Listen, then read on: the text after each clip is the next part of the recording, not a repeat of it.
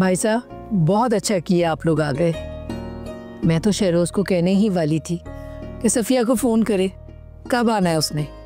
इर्फी के बगैर तो घर बिल्कुल ही सूना हो गया था। और पता है कल मलिक साहब भी पूछ रहे थे।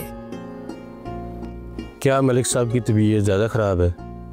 अगर वो नीचे नहीं आ सकते तो हम उनसे ऊपर जाके मिल लेते हैं।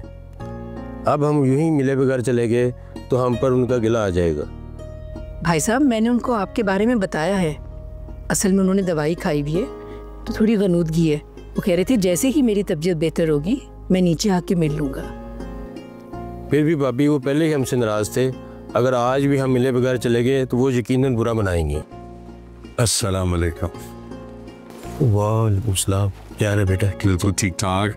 चाचा सही आप खड़े क्यों हैं? बैठे ना। खाना वाना खाया आप लोगों ने?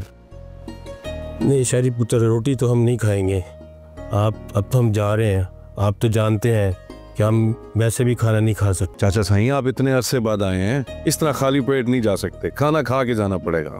शायरी पुत्र, तुम जब फैक्ट्री लगाओगे तो मैं तुम्हारी मिल लाऊंगा और खूब खाऊं पीऊँगा। अब मुझे लेट हो रहा हूँ, मुझे जाने दो। मलिक साहब को बहुत बहुत सलाम देना। अल्लाह पाक उनको सेहत दे। आमीन।